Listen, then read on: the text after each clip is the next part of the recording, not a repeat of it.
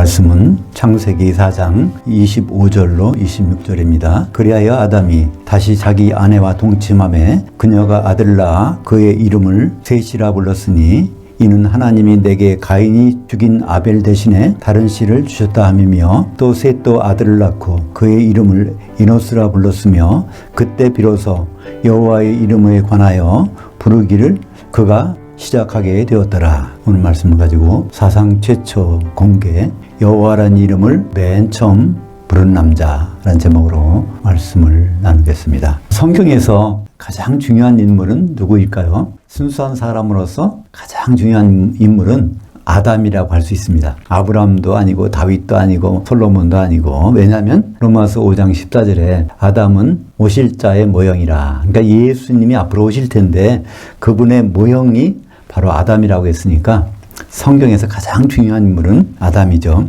하나님은 자기 형상을 따라 자기의 모양대로 아담을 지으실 계획을 발표하십니다. 그것이 창세기 1장 26절이죠. 그런데 먼저 하나님이 모양이 없이 하나님의 형상대로만 인간 한 쌍을 창조하십니다. 그것이 바로 창세기 1장 27절. 여기서 중요한 것은 하나님의 모양이 있느냐 없느냐에 따라서 창조된 인간과 하나님의 흙의 티끌로 지으신 아담이 구별되는데요. 인간을 창조하시고 같은 날에 흙의 티끌로 하나님은 아담을 지으십니다. 그것이 창세기 2장 7절에 나오죠. 그렇다면 하나님의 모양이 무엇일까? 그것은 창세기 5장 1절에 보면 구분할 수 있습니다. 창세기 5장 1절에 이것이 아담이 내력을 적은 책이니라 하면서 하나님이 인간을 창조하신 날에 같은 날에 아담을 그의 모양대로 지으셨으니, 그러니까 아담에게는 하나님의 모양이 들어갔다는 것을 말씀하고 있죠.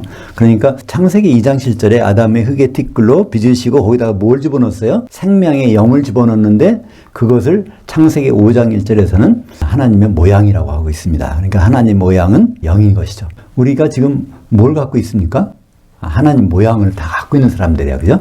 영이 없이 창조된 인간, 그런 사람들은 어떤 모습일까요? 하나님 모양이 없으니까 혼만 있습니다. 그래서 혼이 있는 것은 성경에서는 생명체라고 합니다. 혼이 있으면 생명체예요.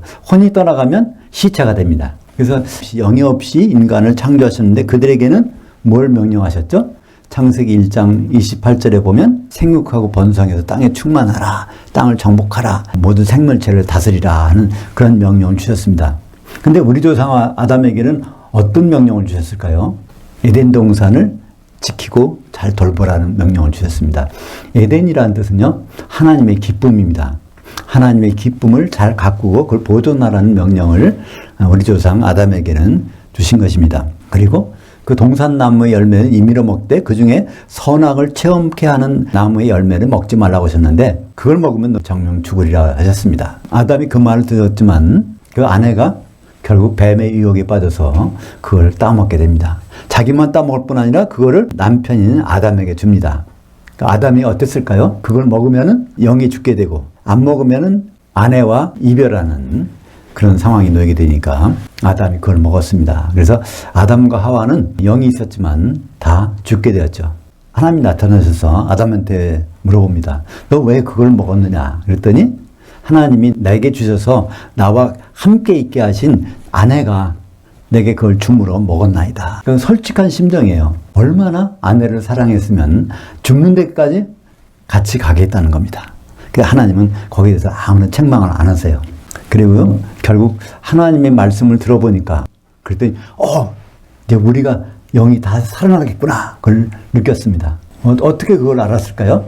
하나님이 그 하와에게 너는 수고하고 잉태하고 자식을 낳고 또 남편을 사모하고 남편은 너를 다스릴지니라 하는 말씀을 하나님이 하셨거든요. 그 얘기를 들어보세요. 그러면 하와가 아기를 갖는다는 거예요. 누가 에서 아기를 가질까요? 아담과. 그러니까 아담도 살고 하와도 살고 영이 있는 사람을 생산하게 되는 일을 하나님 말씀하시니까 그거를 믿고 입으로 고백합니다. 그 고백한 내용이 바로 하와죠. 하와는 살았다 그런 뜻입니다. 우리가 선악과를 먹고 영이 죽었는데 하나님 말씀 들어보니까 살았어. 그래서 그 아내의 이름이 비로소 하와가 된 것입니다. 그래서 아담은 아내와 동침해서 두 아들 낳았습니다. 근데 형 가인은 어떤 사람이 되었을까요? 우리말 번역인 농사하는 자였더라 하는데 그건 태어날 때부터 농사하는 자가 아니라 그 원문대로 하면 흙을 섬기는 자가 되었더라 그런 것입니다. 왜 흙을 섬기는 자가 되었을까요? 먹고 살아야 되니까. 그냥 먹고 사는 일에만 집착하는 사람이 형 가인이었고요. 동생은 어떤 사람일까요? 양을 치는 자가 되었더라. 왜 양을 칠까요? 하나님 앞에 나타날 때 짐승을 잡아서 피를 드려야 되니까 하나님께 제사 드리기 위해서 양 치는 것을 직업으로 삼은 사람입니다. 결국 두 사람이 제사 지냈는데 아벨의 제사는 받고 가인의 제사는 받지 않으셨습니다. 가인은 분을 했죠. 하나님이 찾아오셔서 제사를 받지 않으신 이유를 설명해 주세요. 그것이 창세기 4장 7절에 나옵니다. 뭐라 그랬죠? 원문대로 하면 내가 평소에 제사 지내러 오기 전에 평소에 나를 기쁘게 했었더라면 내가 제사에 실패할 이유가 없지 않았겠느냐? 근데 너는 평소에 나를 기쁘게 안 했기 때문에 그놈이 죄의 문에 엎드려 있다는 거예요. 지난번에 살펴봤죠? 그놈이 누굴까요? 뱀 속에 들어갔던 마귀, 사탄 마귀가 이제 그러니까 죄가 있는 곳에 그놈이 찾았다는 것입니다. 죄라는 것은 무슨 뜻이라고 그랬죠? 탈선하는 거, 하나님의 관역에서 벗어난 겁니다. 하나님의 생각이 아니라 자기 생각하고 자기 먹고 살 걱정만 했으니까 거기서 벗어난 것이 죄인데 그 죄의 문 앞에 서 있다가 결국 가인에게 들어와서 동생을 죽여버립니다. 가인이 자기 생각대로 죽인 게 아니라 요한일서 3장 12절에 보면 악한 자 마귀에게 속해서 동생을 죽였느니라. 그래서 우리는 항상 뭘 생각합니까? 지금도 하나님 계시고 우리가 있어요. 근데 하나님과 우리의 관계가 있는 것이 아니라 항상 우리 주위에는 뭐가 있어요? 에덴 동산에서 활동하던 그 마귀가 우리 생각을 지배할 수 있다는 것입니다. 가장 비근한 예로 우리가 알 수 있는 것은 무엇일까요? 마태복음 16장 18절에서 베드로가 바로 교회의 반석이 되는 그 기초석이 되는 조각이 된다고 그러셨는데 마태복음 16장 23절에 보면요. 사탄아 물러가라고 하면 베드로한테 그러시는 거예요. 그러니까 베드로가 사탄이 아니라 베드로 속에 사탄이 들어갔다는 것입니다. 그러니까 우리에게는 항상 얼마든지 사탄이 우리 속에 들어올 수가 있다는 것이죠. 그게 언제까지 그럴 수 있을까요? 예수님 오실 때까지는. 그러니까 예수님 오신 다음에는 그 사탄 마귀가 무적행 속에 갇히게 됩니다. 그때는 우리는 자유롭게 살 수가 있게 되겠죠. 가인이 동생을 죽였을 때 하나님이 찾아오십니다. 네 동생 어디 있냐 하니까 가인이 어떻게 대답하죠? 내가 동생 지키는 자이니까. 이미 동생을 죽여놓고 나서도 하나님이 물으시니까 딴 사람이면 몰라도 하나님 앞에서 거짓말하고 있단 말입니다. 왜 하나님 앞에서 거짓말을 할 수 있을까요? 요한복음 8장 44절에 보면 마귀는 거짓의 아비라. 모든 거짓말하는 사람들은 그 마귀가 그걸 시켜서 한다는 것입니다. 동생을 죽인 다음에도 여전히 가인은 마귀에게 속아서 살고 있는 것을 볼 수 있죠. 하나님은 가인에게 하나의 대안을 제시하십니다.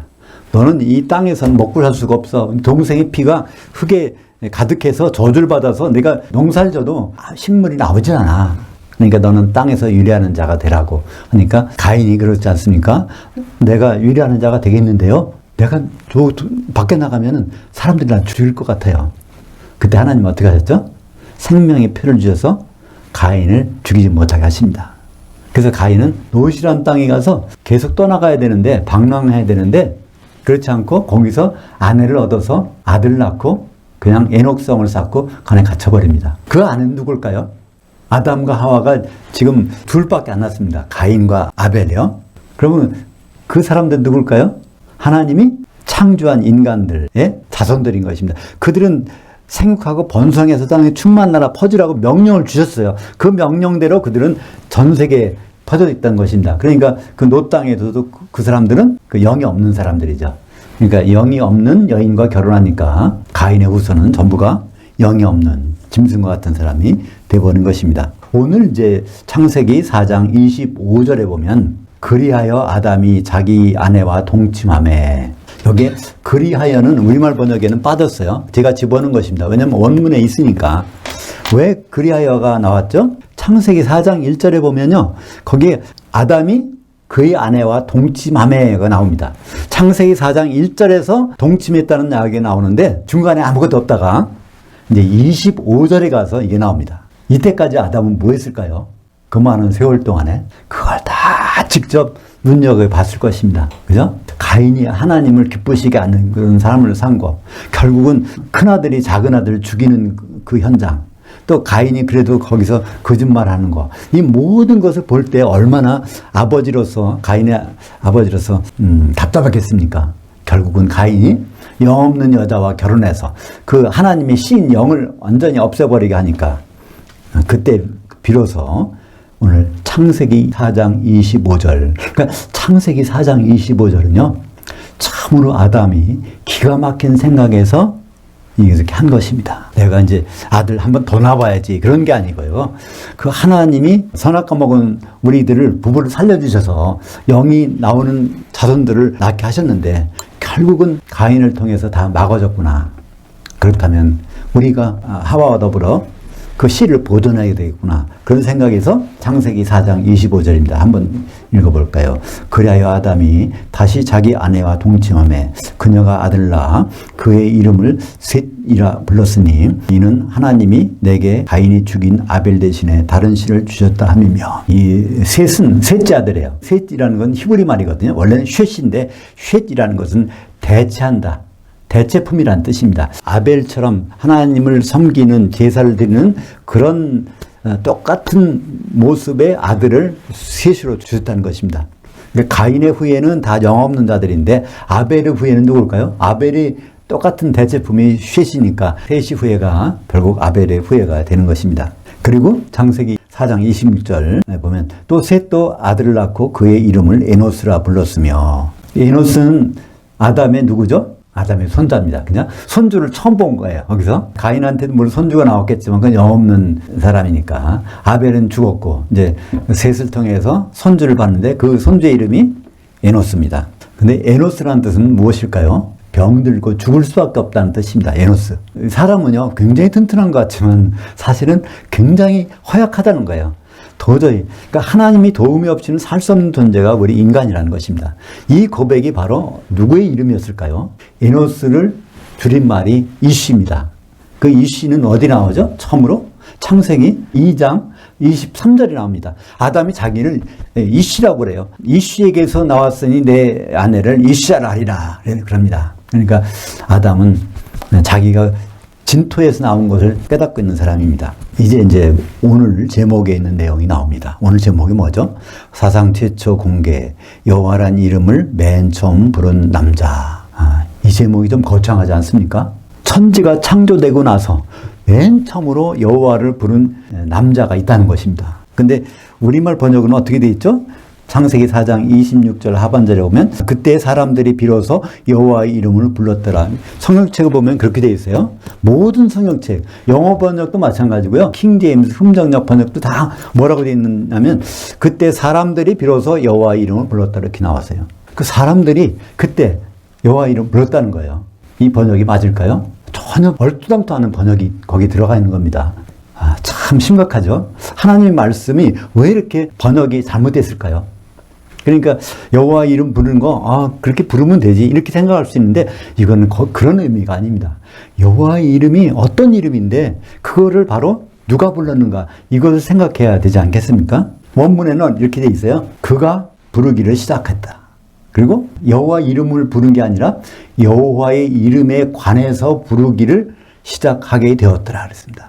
그러니까 여호와의 이름만 여호와 부른 게 아니라 여호와의 이름이 무엇인가 그 의미를 깨닫고 그 의미를 생각하며 불렀다는 것입니다. 누가요? 그가. 그는 누구일까요? 쭉 성경을 읽어보면 그가 누굴까? 셋이 에노스를 낳고 여호와 이름 불렀으니까 그럼 셋이 불렀나? 근데 그럴 것도 같지만 그럴 수는 없습니다. 왜냐하면 여호와의 이름의 의미를 알고 부르는 사람이라니까 여호와의 이름을 아는 사람이 셋은 모를 거잖아요. 여호와의 이름을 최초로 안 사람이 누굴까요? 그게 바로 아담입니다. 아담은 어떤 말을 들었을까요? 창세기 2장 24절에 보면 남자가 그 부모를 떠나 그의 아내와 앞에서 한 몸을 이루도록 내가 하고야 말리라. 여호와 하나님께서 그 음성을 들려주시는 말씀을 들었어요. 근데 우리가 이걸 진행하기 전에 한번 이걸 생각해 보죠. 여호와의 이름이 무슨 뜻일까 하는 것은 이제 한참 시간이 지나서 모세에게 하나님이 직접 알려주신 게 있어요. 여호와 이름이 무슨 뜻일까? 그것이 출애굽기 3장 14절에 나옵니다. 나는 되게 하던 자로서 되게 할 자니라. 여호와 하나님께서 모세한테 이렇게 일러주셨어요. 이것도 우리말 번역에는 어떻게 되는 줄 아십니까? 나는 스스로 있는 자니라 이렇게 번역해놨어요. 정말 얼뚜당뚜하게 번역해놔서 참 기가 막힙니다. 그것을 원문대로 번역하면요. 나는 되게 하던 자로서 되게 할 자니라. 어떤 일을 계획했으면 그걸 되게 하는 난데 앞으로도 반드시 되게 할 나야. 그렇게 기록된 것이 히브리 말로는 간단해요. 에흐에 아쉐르 에흐에. 그 에흐에라는 단어가 바로 하야 동사의 1인칭 사역형입니다. 하야 동사는 히브리 말을 자주 써서 죄송한데요. 히브리 동사에서 중요한 동사 중에 하나가 하야 동사입니다. 여러분 이거 생각나시나요? 저녁이 되고 아침이 되니, 되고 되니가 다 하야입니다. 그러니까 변한다는 얘기예요. 그렇게 된다는 얘기입니다. 네, 사역동사 되면 되게 한다는 얘기입니다. 근데 에흐에는 미완료거든요. 미완료는 과거에 진행하던 일이나 앞으로 될 일을 가리킵니다. 지금 현재가 아니라는 거예요. 하나님이 스스로 계신 현재가 아니라는 것입니다. 이 말을 통해서 여호와라는 이름의 뜻은요. 반드시 성취하겠다. 내가 세운 뜻은 반드시 성취하겠다는 의미가 여호와의 이름의 의미인 것입니다. 모세에게는 친절히 이렇게 알려주셨는데 아담은요. 이것을 자기가 독하게 잘하는 거예요. 하나님의 말씀을 가지고 연구를 했단 말입니다. 어떻게 연구했을까요? 다시 한번 볼까요? 창세기 2장 24절.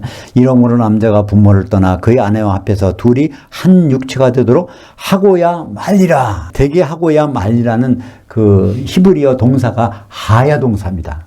그 앞에 바브 접속사가 있어요. 바브 접속사에다 완료형을 쓰면요. 무슨 일이 있더라도 이것만 반드시 하겠다는 선언입니다. 그때 그 베하이우 이게 하야 동사에서 이게 완료형으로 바뀐 것입니다. 그러니까 아담은 여호와의 하나님의 이름을 몰랐어요.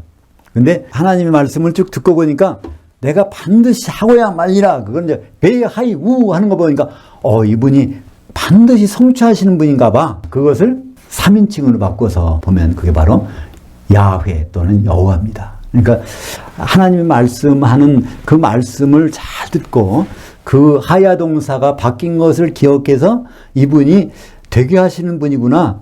그래서 나는 되게 한다는 뜻은 에흐에인데 그분이 되게 하실 분이야. 3인칭은 바로 야훼나 여호와가 되는 것이죠. 아담에게 주신 영은 바로 하나님이신 그리스도의 통로입니다. 하나님의 영을 아담에게 집어넣어서 왜 무엇이 되게 하려고 집어넣으셨을까? 집어넣으신 목적이 있다는 것입니다. 우리가 밭에다가 어떤 씨를 뿌리죠? 그러면 콩을 뿌렸다면 콩을 얻기 위해서 뿌리는 거 아닙니까? 팥씨를 뿌렸다면 팥을 얻는 거 마찬가지로 아담 속에 영을 집어넣는데 그게 무슨 씨일까? 그것에 대해서는 말라기서 2장 15절 구약성경 맨 마지막에 있는 것이 말라기서죠. 2장 15절에 보면 여호와께서는 영을 많이 만들 수 있는데 아담에게 하나만 집어넣었다는 것입니다. 그 하나만 집어넣느냐? 그 영이 바로 뭘 얻기 위해서? 하나님의 씨를 얻기 위해서 그렇게 한 것이라는 거예요. 하나님의 씨는 신약성경 갈라디아에서 보면 그리스도라는 것입니다. 그리스도를 보내기 위해서 아담에게 영을 집어넣어서 그 자손이 계속 내려올 때 언젠가는 거기를 통해서 예수 그리스도를 보내시겠다는 그 약속이 거기에 들어있다는 것입니다. 그것이 오늘 아담이 깨닫고 여호와의 이름을 향해서 부르기 시작한 것입니다. 우리는 가끔씩 여호와를 불러봅니다. 근데 여호와는 그냥 보통 뜻이 아니라 반드시 그분이 뭘 성취하신다는 거예요.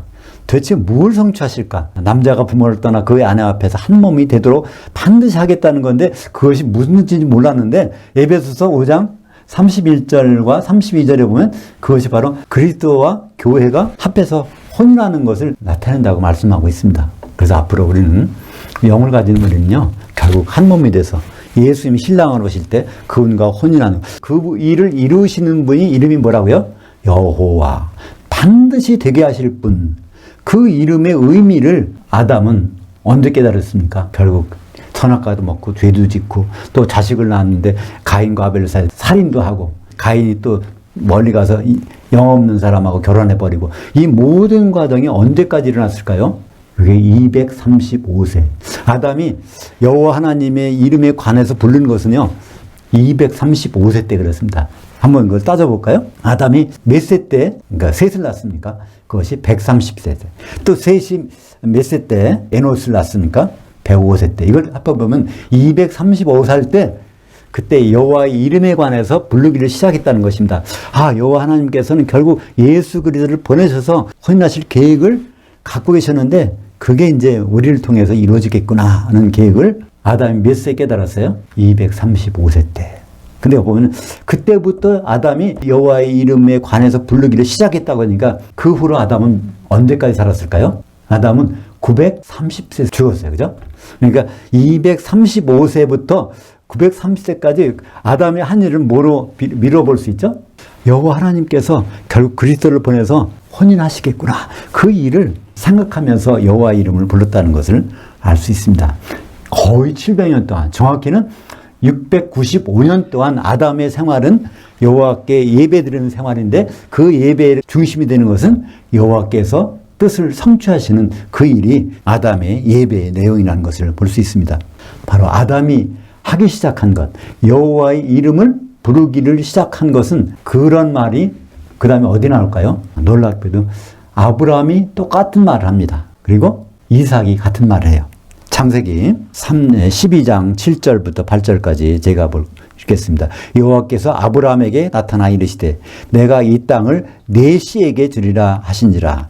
그가 거기서 여호와께 제사를 쌓고 여호와의 이름에 관하여 불렀더라. 그러니까 여호와를 불렀더라가 아니에요. 여호와의 이름에 관해서. 그러니까 여호와의 이름이 무엇이죠? 하나님의 계획하신 것은 반드시 이루시겠다는 그거를 가지고 불렀다는 것입니다. 어떤 때 그 씨를 주겠다고 약속하실 때 씨를 히브리 말로 제라라고 하는데 그럼 이게 또 나오죠. 창세기 26장 24절부터 25절까지 내 종 아브라함을 위하여 내가 너와 함께 있어 내게 복을 주어 네 씨가 번성하게 하리라 하신지라. 이삭이 그곳에 제단을 쌓고 여호와의 이름에 관하여 부르며 거기에 장막 쳤더니.